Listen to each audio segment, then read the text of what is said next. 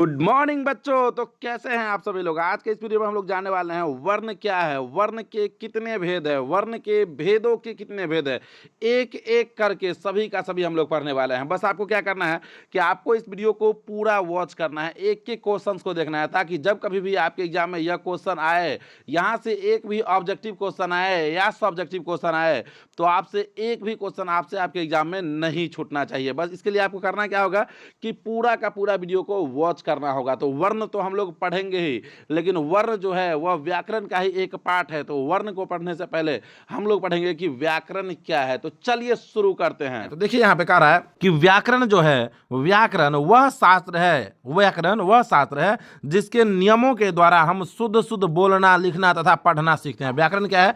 तो व्याकरण वह शास्त्र है जिसके नियमों के द्वारा हम लोग शुद्ध शुद्ध बोलना, लिखना तथा पढ़ना सीखते हैं। अर्थात व्याकरण जो है वह भाषा के शुद्ध रूप का ज्ञान कराता है। अर्थात व्याकरण जो है वह भाषा के शुद्ध रूप का ज्ञान कराता है। जैसे देखिए यहाँ पे आप एग्जाम्पल में देख लीजिए, यहाँ पे है कि आपका पुस्तक अच्छा है, यह जो शब्द है यह अशुद्ध है। अब यह अशुद्ध है, यह हम कैसे जाने? तो इसका ज्ञान हमें व्याकरण कराता है, ठीक है ना। यह शुद्ध कब होगा? तो यह होगा कि आपकी पुस्तक बहुत अच्छी है, यह शुद्ध शब्द है, लेकिन आपका पुस्तक बहुत अच्छा है, यह जो शब्द है यह अशुद्ध शब्द है। सेकंड वाला जो है यह शुद्ध शब्द है। तो इसका ज्ञान हमें कौन कराता है? इसका ज्ञान हमें कराता है व्याकरण। अब बात करें व्याकरण के प्रकार के बारे में, तो यहाँ पे आप देखिए व्याकरण के प्रकार में कि व्याकरण के 4 प्रकार होते हैं। अब व्याकरण के 4 प्रकार कौन कौन होते हैं? तो सबसे पहला होता है वर्ण, दूसरा होता है शब्द, तीसरा होता है पद और चौथा होता है वाक्य। तो आप हमें बताइए कि व्याकरण का 4 प्रकार आप समझ गए, वर्ण, शब्द, पद और वाक्य होता है। लेकिन हम लोगों को क्या पढ़ना है? तो हम लोगों को पढ़ना है वर्ण और वर्ण के प्रकार। और हम आपको वीडियो को शुरू में ही बोले हैं कि पूरा का पूरा यदि आप वीडियो देखते हैं, एक भी सेकंड वीडियो को मिस नहीं करते हैं, तो चाहे वह एक भी ऑब्जेक्टिव क्वेश्चन हो या सब्जेक्टिव क्वेश्चन हो, आपका छूटने वाला नहीं है आपके बोर्ड एग्जाम में, ठीक है ना। तो चलिए अब हम लोग जो सबसे पहला नंबर टॉपिक है वर्ण, उसको कवर करते हैं। तो देखिए यहाँ पे आपके स्क्रीन पे दिख रहा होगा कि अब जो क्वेश्चन आ चुका है वह आ चुका है वर्ण, कि वर्ण हम लोग किसे कहते हैं। तो यहाँ पे देखिए आप है कि वर्ण हम लोग उस मूल या ध्वनि को कहते हैं। वर्ण किसे कहते हैं? तो वर्ण हम लोग उस मूल या ध्वनि को कहते हैं जिसका खंड या टुकड़ा नहीं किया जा सकता। देखिए वर्ण जो है वह ध्वनि है, वह मूल है जिसका खंड या टुकड़ा किया ही नहीं जा सकता है। जैसे हम आपको यहाँ पे लिख के देंगे क, तो क्या आप क का टुकड़ा कर सकते हैं? जी सर, नहीं कर सकते हैं। लेकिन हम आपको लिख के देंगे यहाँ पे कल, तो कल का तो आप टुकड़ा कर सकते हैं। क्या कर सकते हैं? तो कल को आप लिख सकते हैं, क्या लिख सकते हैं? क प्लस ल लिख सकते हैं, तो कल का तो टुकड़ा हो जाएगा। लेकिन क्या सिर्फ क का टुकड़ा होगा? जी सर, नहीं होगा। तो जब सिर्फ क का टुकड़ा नहीं होगा तो इसी को हम लोग वर्ण कहते हैं। तो ठीक है ना, याद रहेगा आपको कि इसी को हम लोग क्या कहते हैं? वर्ण। वर्ण उस मूल या ध्वनि को कहते हैं जिसका खंड या टुकड़ा बिल्कुल ही नहीं किया जा सकता है। जैसे क, अ, ए, य, ये सभी वर्ण हैं। कल वर्ण नहीं है, चल वर्ण नहीं है, ठीक है ना, याद रखिएगा। अब देखिए आपको याद रखने वाला विशेष बात है इसमें क्या है? तो हिंदी में कुल वर्ण जो है वह 48 है। आप क्या याद रखेंगे कि हिंदी में कुल वर्ण कितने हैं? तो 48 है। और एक चीज आप याद रखेंगे, ऑब्जेक्टिव में पूछता है कि वर्णों के समूह को कहते हैं। तो वर्णों के समूह को हम लोग वर्णमाला कहते हैं। आप याद रखेंगे कि वर्णों के समूह को हम लोग वर्णमाला कहते हैं। किसी प्रकार से कोई दिक्कत है? कोई दिक्कत नहीं है, ठीक है ना। अब हम लोग जानेंगे वर्ण के भेद, यानी कि वर्ण के प्रकार को हम लोग समझेंगे कि वर्ण का प्रकार क्या है, ठीक है। तो आ जाइए यहाँ पे और देखिए यहाँ पे वर्ण का भेद पढ़ते हैं। तो देखिए यहाँ पे वर्ण के भेद में आप देख सकते हैं स्क्रीन पे कि वर्ण के 2 भेद है। वर्ण के कितने भेद है? तो आप याद रखेंगे कि वर्ण के 2 भेद है। कौन कौन से 2 भेद है भाई? तो पहला जो है वह है स्वर वर्ण और दूसरा जो है वह है व्यंजन वर्ण। तो वर्ण के 2 भेद है, स्वर वर्ण और व्यंजन वर्ण। तो हम लोग स्वर वर्ण किसे कहेंगे और व्यंजन वर्ण किसे कहेंगे? तो यहाँ पे आप देखिए स्क्रीन पे देखिए, यहाँ पे है स्वर वर्ण में है कि स्वर वर्ण उन वर्णों को कहते हैं जिनका उच्चारण, ठीक है ना। स्वर वर्ण किसे कहेंगे? तो स्वर वर्ण उन वर्णों को कहते हैं जिनका उच्चारण बिना किसी दूसरे वर्ण की सहायता से होता है। यानी कि स्वर वर्ण के उच्चारण में किसी भी दूसरे वर्ण का सहायता नहीं लेना पड़ता है। आप एक बार बोलिए मेरे साथ में, आप बोलिए कि स्वर वर्ण हम लोग किसे कहेंगे? तो सर जी स्वर वर्ण उन वर्णों को कहते हैं जिनका उच्चारण बिना किसी दूसरे वर्ण की सहायता से होता है। जैसे अ, क, ए, आ, ओ। देखिए यहाँ पे आप देखेंगे तो जैसे आप अ बोलेंगे, यहाँ पे क नहीं होगा, सॉरी यहाँ पे देखिए ये जो है ये यहाँ पे क नहीं होगा, ठीक है ना। आप याद रखेंगे ये जो यहाँ पे है ये क नहीं होगा यहाँ पे, ठीक है ना। क नहीं होगा, अ होगा, ए होगा, आ होगा, ओ होगा, ठीक है मेरे भाई, याद रखिएगा। चलिए क नहीं होगा, तो ये हो जाएगा आपका स्वर वर्ण। ये क्या हो जाएगा? स्वर वर्ण। स्वर वर्ण हम लोग किसे कहेंगे? तो स्वर वर्ण उन वर्णों को कहते हैं जिसका उच्चारण बिना किसी दूसरे वर्ण की सहायता से होता है। जैसे देखिए, हम यहाँ पे आपको एग्जाम्पल के साथ समझाते हैं कि हम यदि यहाँ पे लिखेंगे क, तो क को जो आप लंबे समय तक बोलेंगे, जैसे मेरे साथ में आप बोलिए, बोलिए मेरे साथ में क। तो क जो आप बोलेंगे तो आप देखेंगे कि क में अ आता है लास्ट में, है ना। तो क अ के सहायता से बोला जा रहा है, तो वह स्वर वर्ण नहीं होगा। लेकिन आप बोलिए अ, तो अ जो आप बोलेंगे तो क्या अ बोलने में भी किसी वर्ण का सहायता लगता है? बिल्कुल ही नहीं लगता है। तो अ बोलने में यदि किसी वर्ण का सहायता नहीं लगता है तो अस्वर वर्ण होगा, और जिसमें सहायता लगेगा वह स्वर वर्ण नहीं होगा। तो आप पहले इसे यहाँ पे काट दिए, इसको काटिए, ये नहीं लिखना है, ठीक है ना। ये आपको नहीं लिखना है, सिर्फ अ ए आ और ओ लिखना है, ठीक है। चलिए आ जाइए आगे आइए, और देखिए यहाँ पे नोट में क्या कह रहा है। नोट जो है यह बहुत ही ज़्यादा इंपॉर्टेंट है, क्योंकि यहाँ से आपके एग्जाम में ऑब्जेक्टिव क्वेश्चंस पूछे जाते हैं। तो नोट बहुत ही ज़्यादा इंपॉर्टेंट है। देखिए सबसे पहले कह रहा है कि हिंदी में कुल 11 स्वर्ण वर्ण है। आपसे पूछेगा कि स्वर वर्णों की संख्या होती है, तो आप याद रखेंगे कि स्वर वर्णों का संख्या होता है 11। आप क्या याद रखेंगे? कि स्वर वर्णों का संख्या होता है सर 11। अब देखिए दूसरा जो नोट में है वह है कि स्वर वर्ण के उच्चारण में कंठ और तालु का उपयोग होता है। याद रखिएगा कि स्वर वर्ण का जो उच्चारण स्थान होता है वो या तो कंठ होगा या तो तालु होगा। तो आपको दूसरा में बिल्कुल भी टेंशन नहीं लेना है कि क्या मूर्धा तो नहीं हो जाएगा, ये सब हो ही नहीं सकता है। स्वर वर्ण का जो उच्चारण स्थान होगा वह या तो कंठ होगा या तो तालु होगा, ये आप याद रखेंगे। अब देखिए तीसरा जो है वह है कि स्वर वर्ण के उच्चारण में जीभ और ओष्ठ का उपयोग नहीं होता है। आप क्या याद रखेंगे? कि स्वर वर्ण के उच्चारण में जीभ और ओष्ठ का उपयोग नहीं होता है। तो आपको यदि कहीं ऑप्शन में दिखे, जैसे आपसे पूछ दे कि अ का उच्चारण स्थान है और ऑप्शन में कहीं पे ओष्ठ रहेगा, तो आप पहले ही निश्चिंत हो जाएंगे कि ओष्ठ हो ही नहीं सकता है, क्योंकि स्वर वर्ण के उच्चारण में जीभ और ओष्ठ का उपयोग होता ही नहीं है। अब देखिए चौथा जो है वह है कि अ आ हर्षी दृघी हर्षु दृघु ए ऐ ओ और री, ये सभी स्वर वर्ण है। 11 के 11 जो आपको बताया था कि 11 स्वर वर्ण होते हैं, ये सभी जो है स्वर वर्ण है। तो ये भी आप याद रखेंगे। तो ये हो जाएगा स्वर वर्ण, और उसके जो नोट थे वो तो आपको याद रहेगा पूरा का पूरा। तो स्वर वर्ण हम लोग उन वर्णों को कहेंगे जिसके उच्चारण में दूसरे किसी वर्ण का सहायता नहीं लेना पड़ेगा। कुल स्वर वर्णों का संख्या 11 होता है। स्वर वर्ण के उच्चारण में कंठ और तालु का उपयोग होता है। स्वर वर्ण के उच्चारण में जीभ और ओष्ठ का उपयोग नहीं होता है। ये सब आप याद रखेंगे। अब है स्वर वर्ण के भेद। तो स्वर वर्ण के भेद आप देखिए, स्वर वर्ण के भेद समझिए। तो स्वर वर्ण के दो भेद होते हैं। स्वर वर्ण के दो भेद होते हैं, एक होता है मूल स्वर और एक होता है संयुक्त स्वर। तो भाई मूल स्वर किसे कहते हैं और संयुक्त स्वर किसे कहते हैं, यह भी तो समझना होगा, क्योंकि हम आपसे आपको वादा किया है शुरू में ही कि इस वीडियो को पूरा देखने के बाद आपका एक भी क्वेश्चन वर्ण से छूटने वाला नहीं है, चाहे वो ऑब्जेक्टिव क्वेश्चन हो। और सब्जेक्टिव तो बाल का खाल तो छुड़ाना ही पड़ेगा, यानी कि वर्ण का प्रकार देखना पड़ेगा और फिर उसके प्रकार का भी प्रकार देखना पड़ेगा, तभी तो आपके एग्जाम में आपका एक भी नंबर नहीं छूटेगा, ठीक है ना।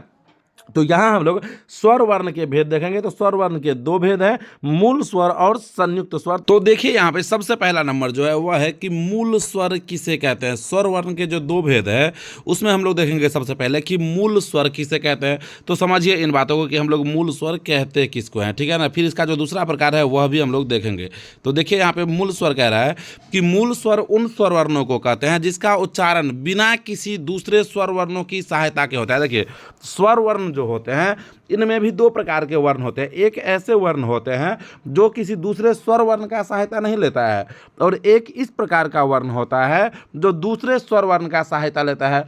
तो जो स्वर वर्ण दूसरे स्वर वर्ण का सहायता नहीं लेता है उच्चारण में, उसे हम लोग मूल स्वर कहते हैं, और जो स्वर वर्ण दूसरे स्वर वर्ण का सहायता लेता है उसे हम लोग संयुक्त स्वर कहते हैं। तो मूल स्वर का परिभाषा आपको याद हो गया कि मूल स्वर उन स्वर वर्णों को कहते हैं जिसका उच्चारण बिना किसी दूसरे स्वर वर्णों की सहायता के होता है। जब इसको आपको यह डेफिनेशन नहीं समझ में आ रहा है तो इसी का एक और परिभाषा है, आप ऐसे भी याद कर सकते हैं। दूसरा डेफिनेशन क्या है सर? तो देखिए यहाँ पे दूसरा जो डेफिनेशन है वह है कि मूल स्वर उन, ये तो हो गया। दूसरा जो डेफिनेशन है थोड़ा में वह है कि जिन स्वर वर्णों के उच्चारण में कम समय लगता है उन्हें हम लोग मूल स्वर कहते हैं। क्या कहेंगे? तो जिन स्वर वर्णों के उच्चारण में कम समय लगता है उन्हें हम लोग मूल स्वर कहते हैं। मूल स्वर वर्णों की संख्या 4 है। आप याद रखेंगे कि मूल स्वर कितने हैं? तो सर जी मूल स्वर वर्णों की संख्या 4 है। अब 4 मूल स्वर वर्ण कौन कौन है? तो सर जी अ है, हर्षी ई है, हर्षु उ है और री है। तो मूल स्वर वर्ण कौन है? तो सर अ है, हर्षी, हर्षु उ और री है। ये सभी जो है ये मूल स्वर वर्ण है। अब हम लोग देखेंगे दूसरा प्रकार यानी कि जो संयुक्त स्वर है वह। संयुक्त स्वर में समझिए, यहां से आपको समझ में आ जाएगा। देखिए संयुक्त स्वर है कि संयुक्त स्वर वर्ण उन वर्णों को कहते हैं जिसके उच्चारण में दो स्वर वर्ण का सहायता लिया जाता है। अब जैसे देखिए यहाँ पे आई है, तो आई किसके किसके सहयोग से बना है? आई बना है अ और ए के सहयोग से, तो अ भी स्वर वर्ण है और ए भी स्वर वर्ण है, तो दोनों स्वर वर्ण मिलके एक नया स्वर वर्ण बनाया जिसका नाम है आई। तो जिन स्वर वर्णों का उच्चारण दो स्वर वर्णों की सहायता से होता है दैट इज संयुक्त स्वर, और जिन स्वर वर्णों का उच्चारण केवल अकेले होता है यानी कि दूसरे स्वर वर्ण का सहायता नहीं लिया जाता है दैट इज मूल स्वर।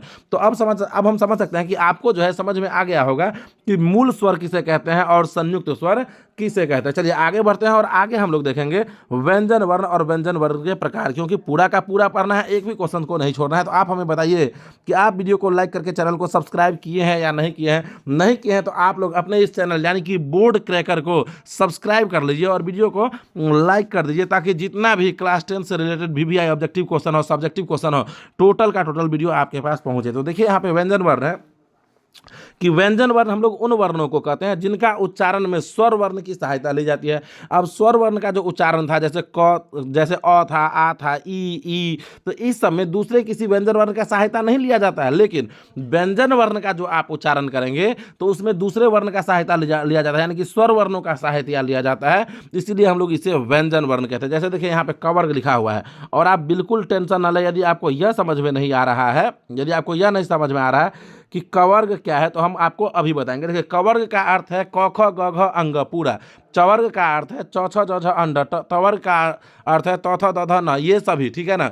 तो कवर्ग जो है वह व्यंजन वर्ण है। अब जैसे देखिए आपको पहले बताया था कि क है, तो क आप लंबी समय तक बोलेंगे तो क में अ आता है, क में क्या आता है? अ आता है, तो ये व्यंजन वर्ण हो जाएगा। जबकि स्वर में ऐसा नहीं था, तो जो वर्ण जो है ना स्वर वर्ण की सहायता से बोला जाता है उसे हम लोग व्यंजन वर्ण कहते हैं। अब आप क्या याद रखेंगे? याद रखने योग्य तथ्य क्या है? तो याद रखने योग्य बातें देखिए यहाँ पे नोट में लिखा हुआ है, ये आपको याद रखना होगा। तो जैसे देखिए यहाँ पे पहला है कि हिंदी वर्णमाला में कुल 33 व्यंजन वर्ण है। हिंदी वर्णमाला में कुल 33 व्यंजन वर्ण है, ठीक है ना। दूसरा, हर एक व्यंजन वर्ण में अ स्वर की ध्वनि मिली या छिपी रहेगा। जितना भी व्यंजन वर्ण है सभी में अ जो है ना यानी कि स्वर वर्ण की ध्वनि जो है वह या तो मिली रहती है या नहीं तो आपको न पता चले तो वह छिपी रहती है। जैसे देखिए यहाँ पे क है, तो क में क्या है? क प्लस अ है, क में अ छिपा हुआ है, ये इधर आएगा और ये इधर जाएगा, ठीक है। अगले क्वेश्चन की ओर आते हैं और देखिए आगे जो हम लोग पढ़ने वाले हैं वह पढ़ने वाले हैं व्यंजन वर्ण के भेद, कि व्यंजन वर्ण के कितने प्रकार है। जैसे हम लोग स्वर वर्ण के भेद पर हैं वैसे ही हम लोग तो ये भी पढ़ेंगे ना कि व्यंजन वर्ण के कितने भेद हैं। तो व्यंजन वर्ण के कुल 3 भेद है। कौन कौन है? पहला है स्पर्श व्यंजन वर्ण, दूसरा है अंतःस्थ व्यंजन वर्ण और तीसरा है उष्ण व्यंजन वर्ण। तो सबसे पहला जो है वह हम लोग देखेंगे। और देखिए यहाँ पे सबसे पहला यानी कि स्पर्श व्यंजन वर्ण जो है वह क्या कह रहा है? तो यहाँ पे देखिए स्पर्श व्यंजन वर्ण जो है वह कह रहा है कि जिन व्यंजन वर्ण के उच्चारण करते समय मुंह का कोई दो भाग, कर रहा है कि जिन व्यंजन वर्ण का उच्चारण करते समय मुंह का कोई दो भाग एक दूसरे को छूता है या स्पर्श करता है तो उन्हें हम लोग स्पर्श व्यंजन वर्ण कहते हैं। जैसे आप कहेंगे क, तो आपका जीभ जो है वह दांत से जाके सट जाएगा, ठीक है ना। कहेंगे ख, तो वही मुंह का कोई दो भाग आपस में सटेगा यानी कि स्पर्श करेगा, तो उसी को हम लोग स्पर्श व्यंजन वर्ण कहते हैं। और आप क्या याद रखेंगे ऑब्जेक्टिव यहाँ से? तो यहाँ से आपको ऑब्जेक्टिव यह याद रखना है कि स्पर्श व्यंजनों की संख्या होती है 25। कुल स्पर्श व्यंजन वर्ण कितने हैं? तो 25 है, यानी कि 25 स्पर्श व्यंजन वर्ण है। आगे आ जाइए और दूसरा जो प्रकार है वह देखिए यहाँ पे है अंतःस्थ व्यंजन वर्ण के। हम लोग अंतःस्थ व्यंजन वर्ण किसे कहते हैं जैसा कि आप स्क्रीन पे देख सकते हैं। तो देखिए यहाँ पे अंतःस्थ व्यंजन वर्ण हम लोग किसे कहेंगे? तो अंतःस्थ व्यंजन वर्ण देखिए इसका डेफिनेशन हो जाएगा कि जिन वर्णों का उच्चारण स्वर और व्यंजन के बीच होता है, यानी कि ना तो उसका उच्चारण स्वर होगा और ना ही व्यंजन होगा बल्कि उसके बीच में होगा, उसी को हम लोग कहते हैं अंतःस्थ व्यंजन वर्ण। और अंतःस्थ व्यंजन वर्णों का संख्या है 4। कितना है? 4 है। अंतःस्थ व्यंजन वर्णों का संख्या है 4। और वो चारों कौन कौन है? तो जैसा कि आप स्क्रीन पे देख सकते हैं य, र, ल, व, ये चारों जो है ये अंतःस्थ व्यंजन वर्ण है। अब जो तीसरा प्रकार है वह देखिए यहाँ पे है, लेकिन उससे पहले अंतःस्थ व्यंजन वर्ण से रिलेटेड कुछ बातें यह आप याद रखेगा। तो हम तो आपको पहला बता ही दिया है कि अंतःस्थ व्यंजन वर्णों की संख्या है 4, यहाँ पे विसर्ग होगा, ठीक है ना। अंतःस्थ व्यंजन वर्णों की संख्या है 4। दूसरा है कि इसका उच्चारण करते समय जीभ मुंह के किसी भाग को मामूली सा स्पर्श करता है। स्पर्श व्यंजन वर्ण में पूरा पूरा स्पर्श कर रहा था, जबकि अंतःस्थ में मामूली सा स्पर्श करेगा, थोड़ा सा स्पर्श करेगा, है ना। अब देखिए तीसरा जो प्रकार है वह है ऊष्म व्यंजन वर्ण की। ऊष्म व्यंजन वर्ण हम लोग किसे कहते हैं, देखिए यहाँ पे कह रहा है कि ऊष्म व्यंजन वर्ण किसे कहेंगे, तो भाई ऊष्म व्यंजन वर्ण उन वर्णों को कहते हैं जिनके उच्चारण में मुंह से गर्म हवा निकलती है। ऊष्म व्यंजन वर्ण उन वर्णों को कहते हैं जिनके उच्चारण में मुंह से गर्म हवा निकलती है, जैसे तालव्य स, मूर्धन्य स, दंत स, ह, ये सभी, ये चारों जो है ये उष्ण व्यंजन वर्ण है। तो आप हमें कमेंट करके बताइए कि आपको यह वीडियो कैसा लगा है। वीडियो अच्छा लगा है तो वीडियो को लाइक करके और आप अपने इस चैनल यानी कि बोर्ड क्रैकर को सब्सक्राइब तो जरूर कर लीजिएगा।